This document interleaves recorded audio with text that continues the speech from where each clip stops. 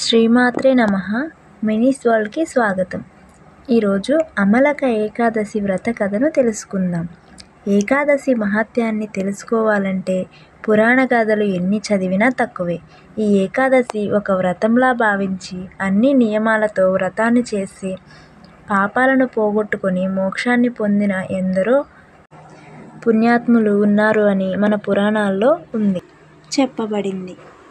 ఇక ఉపవాసం విషయంలో ఉపవాసం ఆధ్యాత్మికంగా మనసుకి ప్రశాంతతని ఇవ్వటమే కాకుండా శారీరకంగా ఉన్న ఆరోగ్యానికి మేలు చేస్తుంది. 15 రోజులకు ఒకసారి ఒక రోజు మొత్తం ఏమీ తినకుండా ఉండటం వల్ల కడుపుకి విశ్రాంతి లభించి ఆరోగ్యంగా ఉంటారు.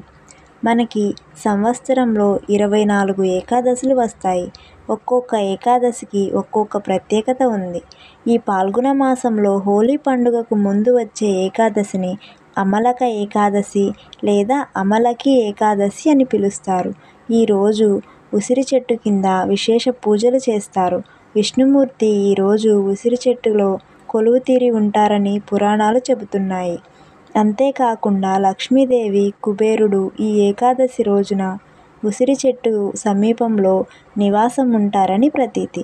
రాధాకృష్ణులు కూడా హోలీకి ముందు వచ్చే ఈ ఏకాదశి రోజున ఉసిరి చెట్టు కింద రాసలీలలు ఆడుతూ ఉంటారని మన పురాణ గాథలు చెబుతున్నాయి. మరి ఈ అమలక ఏకాదశికి సంబంధించిన కథను తెలుసుకుందాం. పూర్వం చిత్రసేనుడు అనే రాజు ఉండేవాడు. చిత్రసేనుడు ఆ రాజ్యంలోని ప్రజలు క్రమం తప్పకుండా అమలక ఏకాదశి వ్రతాన్ని ఆచరిస్తూ ఉండేవారు. ఒకరోజు చిత్రసేనుడు అడవిలో వేట కోసం వెళ్ళాడు. ఆ రోజు అమలక ఏకాదశి. ఆ రోజు మహారాజు అడవిలో వేటకు వెళ్ళినప్పుడు దారి తప్పి రాక్షసుల చేతిలో చిక్కుకుంటాడు. రాక్షసుల చేతిలో చిత్రసేనుడు బంధించబడతాడు. ఇక రాక్షసులు తమ నివాసానికి చిత్రసేనుడిని తీసుకువెళ్తూ ఉంటారు. దారి మధ్యలో చిత్రసేనుడు స్పృహ తప్పి పడిపోయిన చిత్రసేనుడి దేహం నుంచి ఒక కాంతి పుంజం బయటికి వచ్చి ఆ రాక్షసులను హతమారుస్తుంది. కొద్దిసేపటి తర్వాత స్పృహలోకి వచ్చిన చిత్రసేనుడు తన చుట్టూ పడి ఉన్న రాక్షసులను చూసి ఆశ్చర్యపోతాడు. ఇక ఆకాశవాణి ఇలా పలుకుతుంది: నువ్వు చేసిన అమలక ఏకాదశి వ్రతం వలన నువ్వు సురక్షితంగా రక్షించబడ్డావు అని ఆకాశవాణి పలుకుతుంది.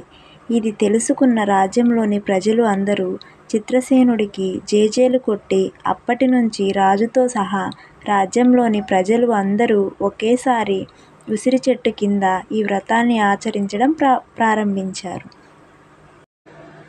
అలా తన జీవితం అంతా సాగిపోయిన తరువాత, మరణించిన తరువాత ఆ చిత్రసేనుడు స్వర్గాన్ని చేరుకున్నాడు అని ప్రతీతి.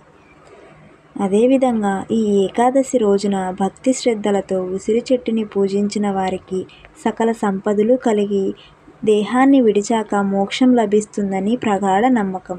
అవకాశం ఉన్నవారు ఉసిరితో చేసిన వంటకాలు తిన్నా, ఉసిరిని దక్షిణతో కలిపి బ్రాహ్మణులకు దానం ఇచ్చిన విశేష ఫలితాలు లభిస్తాయి.